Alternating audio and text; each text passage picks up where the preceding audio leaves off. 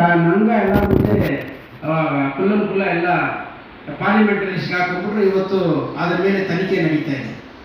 ಹೆಂಗಂದ್ರೆ ಇವ್ರು ಏನು ಹೇಳಿದ್ರು ನಾವು ಕೇಳ್ಕೊಂಡ್ಬಿಡ್ಬೇಕಾ, BJP ಅವರು ಏನು ಹೇಳಿದ್ರು ಕೇಳ್ಕೊಂಡ್ಬಿಡ್ಬೇಕಾ, ಕಾಂಗ್ರೆಸ್ನವರು ಮತ್ತೆ ದೇಶದ ಪ್ರಜೆಗಳು? ಅದಕ್ಕೊಂದು ಲೆಕ್ಕಾಚಾರ ಇಲ್ವಾ? ಸುಳ್ಳು ಹೇಳೋಕ್ಕೊಂದು ಲೆಕ್ಕಾಚಾರ ಇಲ್ವಾ? ಪಾರ್ಲಿಮೆಂಟಲ್ಲಿ ಸುಳ್ಳು ಹೇಳ್ಬಿಡ್ತೀರಾ ನೀವು? ಜನರನ್ನ ಹಂಗೆ ಕುಲ್ಲ ಮೋಸ ಮಾಡಿಬಿಡ್ತೀರಾ? ಅದೊಂದು. ಕೇಜ್ರಿವಾಲ್ನ ಜೈಲಿಗೆ ಹಾಕಿದ್ದಾರೆ. ಅಲ್ಲಪ್ಪ, ಯಾವುದೇ ಅವನ ಮೇಲೆ ವಿಚಾರ ಇಲ್ಲ ಅಂತ ಗೊತ್ತಾಗಿದೆ, ಮತ್ತೆ ಎಲ್ಲ ಡಾಕ್ಯುಮೆಂಟ್ಸ್ ಪಕ್ಕ ಕ್ಲಿಯರ್ ಆಗಿದೆ ಅಂತ ಗೊತ್ತಾಗಿ ಕೂಡ ನಿಮ್ಮ ಇನ್ಫ್ಲೂಯೆನ್ಸ್ ಮಾಡಿ ನೀವು ಎಷ್ಟು ದೊಡ್ಡ ಇನ್ಫ್ಲೂಯೆನ್ಷಿಯಲ್ ಪರ್ಸನ್ ಇದ್ರೆ ಪ್ರೈಮ್ ಮಿನಿಸ್ಟ್ರು, ಸುಪ್ರೀಂ ಕೋರ್ಟ್ ಬಾಯಿ ಮುಚ್ಚಿಸ್ತೀರಾ, ಜೈಲು ಹಾಕಿರೋ ನನ್ನ ಈಚೆ ಬಿದ್ದರಿಗೆ ನೋಡ್ಕೊತೀರಾ. ಇವೆಲ್ಲ ಮಾಡಿ ನೀವು ಮಾಡೋ ಸಾಧನೆ ಆದರೆ ದೇಶನ ಮುಂದೆ ತಗೊಂಡು ಹೋಗ್ತಾ ಇದ್ದೀರಾ. ಏನು ಕರ್ಮ ಏನೇನೂ ಆಗಿಲ್ಲ. ಅದು ಹೋಗಲಿ. ನಾನು ಇವತ್ತು ಹೇಳ್ತಾ ಇದ್ದೀನಿ, ನಮ್ಮ ಜನರಲ್ಲಿ ಆಗ್ರಹ ಮಾಡ್ಕೊಳ್ತಾ ಇರೋದು ಏನಂದರೆ, ಇಷ್ಟು ಜನ ಈ ವಿಡಿಯೋ ನೋಡ್ತಾರೆ, ಎಲ್ಲರೂ ನಾನು ಕೇಳೋಗಳು, ಕಾಂಗ್ರೆಸ್ಗೆ ವೋಟ್ ಹಾಕಿ ಕಾಂಗ್ರೆಸ್ ಬಂದರೆ ಈ ಏನೇನು ರಿಲಿಜಿಯಸ್ ಡಿಫ್ರೆನ್ಸ್ ಇದೆ, ಎಕನಾಮಿಕಲ್ ಡಿಫ್ರೆನ್ಸ್ ಇದೆ, ಮತ್ತು ಏನೇನು ಸ್ಪಿರಿಚುವಲ್ ಡಿಫ್ರೆನ್ಸ್ ಇದೆ, ರಿಲಿಜಿಯಸ್ಸಲ್ಲಿ ಏನೇನು ನಿಮ್ಮ ವಹಿವಾಟುಗಳು, ನಿಮ್ಮ ಅಡಚಣೆಗಳಾಗಿದೆ, ಇದನ್ನೆಲ್ಲ ಒಂದು ಸೆಕ್ಯುಲರ್ ಪಕ್ಷನೇ ಇದನ್ನೆಲ್ಲ ಕ್ಲಿಯರ್ ಮಾಡೋಕ್ಕಾಗ್ತದೆ. ಮತ್ತು ಎಲ್ಲರನ್ನ ಅನುಸರಿಸಿ ಹೋಗೋದಕ್ಕೆ ಒಂದು ಪಕ್ಷ ಇದೆ ಅಂದರೆ ಅದು ಕಾಂಗ್ರೆಸ್ ಮಾತ್ರ ಅನ್ನೋದಕ್ಕೆ ನಾನು ಈ ಸಭೆಯಲ್ಲಿ ಹೇಳಲಿಕ್ಕೆ ಇಚ್ಛೆ ಪಡ್ತೀನಿ.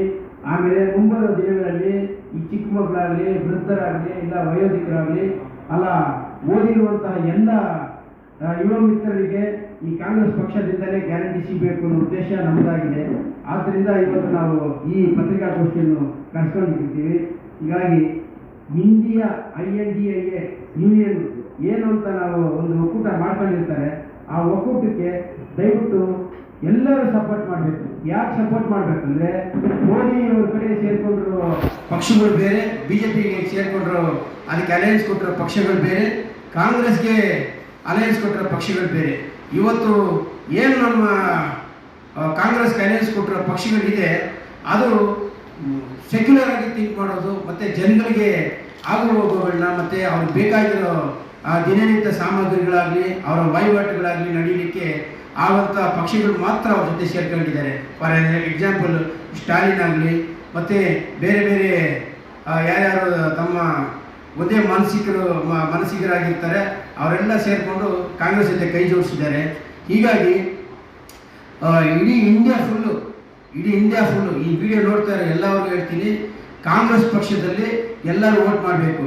ನಿಮಗೆ ಒಂದು ಮುಖ್ಯವಾದ ವಿಷಯ ಹೇಳಬೇಕು, ಬೀಪ್ ಸೌಂಡ್ ಬರ್ತದೆ. ನೀವು ವೋಟ್ ಒತ್ತಿದ ಮೇಲೆ ಮಿಷಿನಲ್ಲಿ ಬೀಪ್ ಸೌಂಡ್ ಬರ್ತದೆ. ಆ ಬೀಪ್ ಸೌಂಡು 7 ಸೆಕೆಂಡ್ ಮಾತ್ರ ಇರ್ತಾರೆ. ಅದನ್ನು ಇವಾಗ 3 ಸೆಕೆಂಡ್ ಮಾಡಿದ್ದಾರೆ. ಆ 3 ಸೆಕೆಂಡ್ ನೀವು ದಯವಿಟ್ಟು ಅಲ್ಲೇ ನಿಂತು, 3 ಸೆಕೆಂಡ್ ಅಂದರೆ ಹಿಂಗೆ ಅನ್ನೋರಷ್ಟಿಗೆ ಹೋಗ್ಬಿಡ್ತದೆ. ಆ 3 ಸೆಕೆಂಡ್ ನೀವು ಅಲ್ಲೇ ನಿಂತು ನಿಮ್ಮ ವೋಟ್ ಕರೆಕ್ಟಾಗಿ ಬಿದ್ದಿದೆಯಾ ಅಂತ ನೋಡಿಕೊಂಡು ಆಮೇಲೆ ಈಚೆ ಬನ್ನಿ. ಇಲ್ಲ ಅಂದರೆ ನೀವು ಅಲ್ಲೇ ಎಲೆಕ್ಷನ್ ಕಮಿಷನ್ ಆಫೀಸ್ಗೆ ನೀವು ಕಂಪ್ಲೇಂಟ್ ಕೊಡಬೇಕು ಆಗಿ ನಾನು ವಿನಂತಿಸ್ಕೊಳ್ತೀನಿ. ಹೀಗಾಗಿ ನಿಮ್ಮಲ್ಲೇ ಇನ್ನೊಂದ್ಸತಿ ನಾನು ಬೇಡ್ಕೊತೀನಿ, ಕಾಂಗ್ರೆಸ್ಗೆ ವೋಟ್ ಹಾಕಿ. ಕಾಂಗ್ರೆಸ್ಸಲ್ಲಿ ಇವತ್ತು ಬ್ರಿಲಿಯಂಟ್ ಕ್ಯಾಂಡಿಡೇಟ್ಸ್ನ ಕರ್ನಾಟಕದಲ್ಲಿ ಕೊಟ್ಟಿದ್ದಾರೆ, DK ಶಿವಕುಮಾರ್ ಮತ್ತು ಸಿದ್ದರಾಮಯ್ಯ ನೇತೃತ್ವದಲ್ಲಿ. ಹೀಗಾಗಿ ನಿನ್ನೆ ಪ್ರಿಯಾಂಕಾ ಮೇಡಮ್ ಬಂದಿದ್ದಾರೆ, ಮೊನ್ನೆ ರಾಹುಲ್ ಗಾಂಧಿ ಅವರು ಬಂದವರೆ. ಇವ್ರ ನೇತೃತ್ವದಲ್ಲಿ ಕಾಂಗ್ರೆಸ್ ಗೆಲ್ಲಬೇಕು. ಕಾಂಗ್ರೆಸ್ ಗೆದ್ರೇನೆ ಈ ದೇಶದ ಭವಿಷ್ಯ. ಏನೇನಾದ್ರು BJP ಗೆದ್ದುಬಿಡ್ತಂದ್ರೆ ಎಲೆಕ್ಷನ್ ಇರೋದಿಲ್ಲ. ಆಮೇಲೆ ಯಾವತ್ತೂ ಅದು ಪ್ರೆಸಿಡೆನ್ಷಿಯಲ್ ರೂಲ್ ಆಗ್ತದೆ.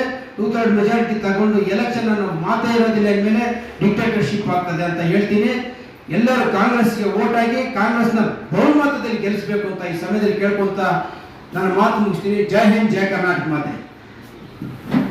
ಎಲ್ಲ ಪತ್ರಿಕಾಗೋಷ್ಠಿಯಲ್ಲಿ ಭಾಗವಹಿಸಿದ ಎಲ್ಲ ಮಿತ್ರರಿಗೂ ಮತ್ತು ಏನು ಕುವೆಂಪು ಅವರ ಸರ್ವ ಜನಾಂಗದ ಶಾಂತಿಯ ತೋಟ ಅಂತ ನಾವು ಪ್ರತಿಪಾದಿಸ್ಕೊಂಡು ಬರ್ತಾ ಇದ್ದೀವಿ. INDIA ಇಂಡಿಯಾ ಒಕ್ಕೂಟ ಈಗಾಗಲೇ ಫಸ್ಟ್ ಫೇಸ್ ಚುನಾವಣೆ 149 ಸೀಟೇನು ಈಗಾಗಲೇ ಚುನಾವಣೆ ಕಳೆದಿದೆ. ಅದಕ್ಕೆ ಅವರು BJPಗೆ ಏನು ಅಂತ ಅರ್ಥ ಆಗಿದೆ. ಅದಕ್ಕೆ ಕೆಲವರು ಮಾತನಾಡುವಾಗ ಅವರ ಮೈಂಡ್ ಸೆಟ್ಟು ಬೇರೆ ರೀತಿ ವರ್ತಿಸ್ತಾ ಇದ್ದಾರೆ. ಅದಕ್ಕೆ ಸಾಕ್ಷಿ ಅಂತ ಹೇಳ್ತಾ, ಮತ್ತು ಎಲ್ಲರೂ ಪತ್ರಿಕಾ ಮಿತ್ರರು ಈ ಸಂದೇಶ ರವಾನೆ ಆಗಬೇಕು. ಎಲ್ಲರೂ ಕಾಂಗ್ರೆಸ್ನ ಬೆಂಬಲಿಸ್ತಾ ಇದ್ವಿ. ಸಣ್ಣ ಪುಟ್ಟ ಎಲ್ಲ ಜನಾಂಗವನ್ನು ಕಾಂಗ್ರೆಸ್ನ ಬೆಂಬಲಿಸಿ 26ನೇ ತಾರೀಕು ಎಲ್ಲರೂ ವೋಟ್ ಮಾಡಬೇಕು ಅಂತ ಕೇಳ್ತಾ ಇದ್ದೀನಿ. ಜೈ ಹಿಂದ್, ಜೈ ಕರ್ನಾಟಕ. ಪತ್ರಿಕಾಗೋಷ್ಠಿ ಮುಕ್ತಾಯ ಆಗ್ತದೆ.